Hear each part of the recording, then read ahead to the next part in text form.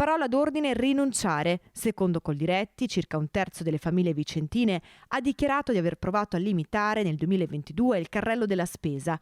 Taglio alla qualità del cibo acquistato, ma anche alla quantità. Percentuali e numeri alla mano, Coldiretti Vicenza commenta che i consumatori hanno speso 482 euro mensili per l'acquisto di prodotti alimentari, pari al 18,4% della spesa totale. Il 21,5% della spesa alimentare invece è destinato alla carne, per un totale di 104 euro al mese.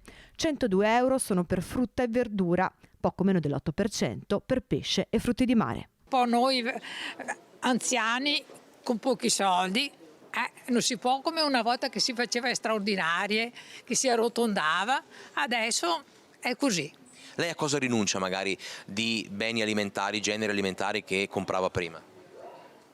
Al pesce, diciamo, e dopo anche la frutta è tanto cara. Io prima mangiavo tanta frutta, adesso mi limito una e dopo dico la seconda no, perché domani. A tante cose per risparmiare per la spesa, perché non possiamo stare senza mangiare, dobbiamo anche lavorare. Si sta più attenti a quello che si compra, ovviamente si guarda il prezzo, si sperpera meno, si è più attenti.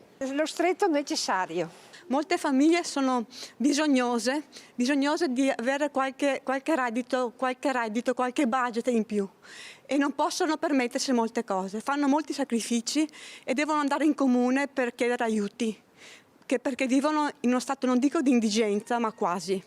Questa è una grande verità, confermo tutto.